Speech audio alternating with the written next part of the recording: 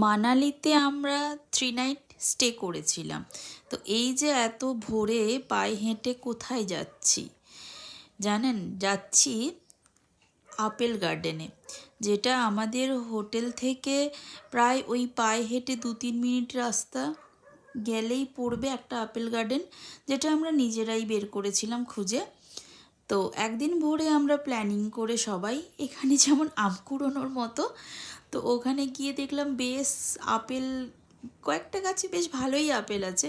তো আমরা জাস্ট মজা করেই সবাই বেশ অনেক কটাই আপেল কুড়োলাম। ভালো লাগলো আপেল গার্ডেনটা।